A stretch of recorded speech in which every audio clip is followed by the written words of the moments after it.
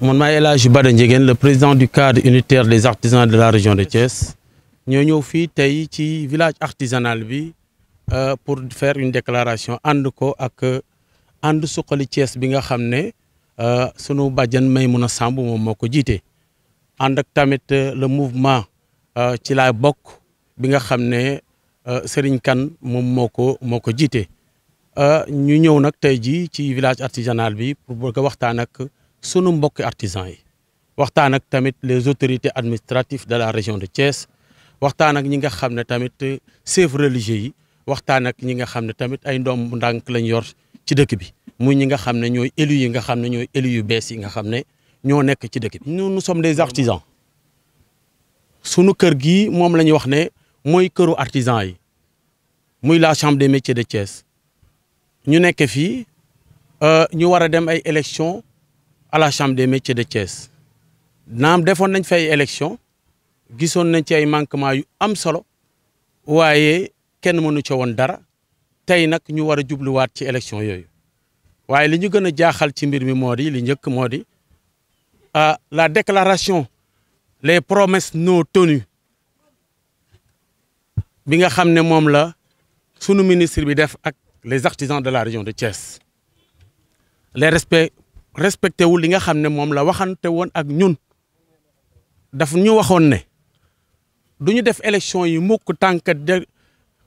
délocaliser wuñu le fichier électoral du président de la chambre des métiers ñu informatiser ko loolu la ñu waxoon ñun artisans yi keroog bi ñu recevoir léegi nag ñu toog ba ci yàgg ñu gis ne ils ont fait pratiquement mu envoyé benn lettre circulaire et dire que ne les élections dinañ ko tenir le 27 mars mu jaaxal ñu lool ndax yaakaaroon nañ ne bu ñuy recevoir wax ak ñun c'est pas des promesses pratiquement la defoon ak ñun c'est pas des promesses politiciennes parce que après li ñu waxoon avant ak li am léegi bokkul terewul ñun ñu dem ànd en délégation dem seeti le gouverneur de la région de Thiès waxtaan ak moom en délégation comme ñun ñii nu ñu ànde woon noonu la ñu àndee dem gis gouverneur bi wax nañu ne moom habilité wul pour pousser ay élections nekkul ci prérogative am tamit pour randal ay inscription moom administrateur la day administrer si le ministre lui donne pratiquement ay ordre pour mu def ko day administrer ne moom foofu la xalaatam yem ci mbir yi foofu la ci dooleem yem ñu dem seetiwaat ministre bi waxtaan ak moom mu boole ñu son directeur de cabinet boole ñu le directeur de l'artisanat ñu def délégation sur le plan national ànd ak waa Tambacounda ànd ak représentant bu jógee Ziguinchor ànd ak waa représentant bu jógee nu ñu koy wax Saint-Louis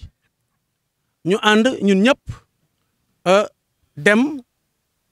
à Dakar seeti pratiquement ministre bi mu boole ñoog son directeur de cabinet ak le directeur de l'artisanat mais lañ ñu wax da ngeen di respecter calendrier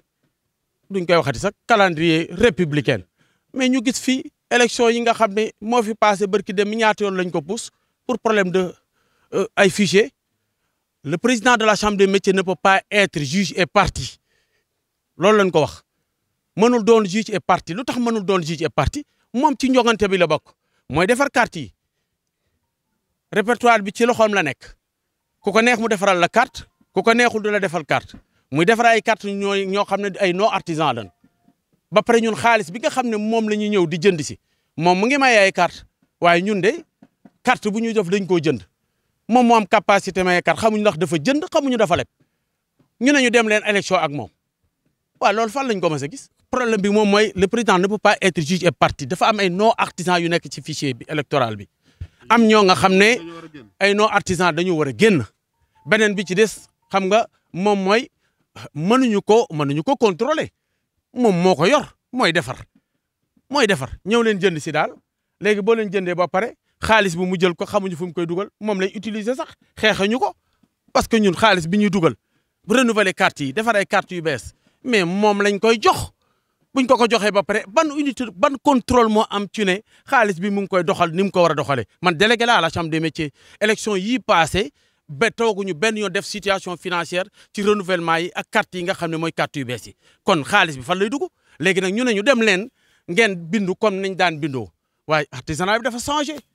Sëriñ bi il peut pas être juste nous délocaliser le fichier électoral des présidents des chambres des métiers on parle sur le plan national on est plus de 60 000 artisans à Thiès bu ñu toogee le président a fait 15 ans dans cette chambre de métier là il a fait 15 ans 3e mandat lay wut waaw ñun dañ koy nangu na ko teg ci transparence buñ ko tegee ci jub ak yoon ñun ñu ànd ci ak ñoom te carte yi dañ koy jaay sëriñ bi carte mais autorité administrative yi xam nañu kan mooy yell pour mën a yor pratiquement le fichier électoral ñu délocaliser du président des chambres des métiers loolu mooy affaire bi ah mais bu loolu amul ñu am nañ beneen étape bu ñuy def parce que ñun duñ ko nangu tey duñ ko nangu suba duñ ko nangu ginnaaw suba qu'on soit clair et précis ministre bi it li mu waxoon nit bu waxee ba pare ak ay ñi nga xam ne moo leen jaboote boo waxee ba pare li nga wax da nga koy sàmm góor ca wax ja même la mu ñu waxoon defu ci tous la jo deful ba pare nañu nañ dem fee ba pare léttu ay dégguma ñu naan respecter leen calendrier républicain respecter leen calendrier mais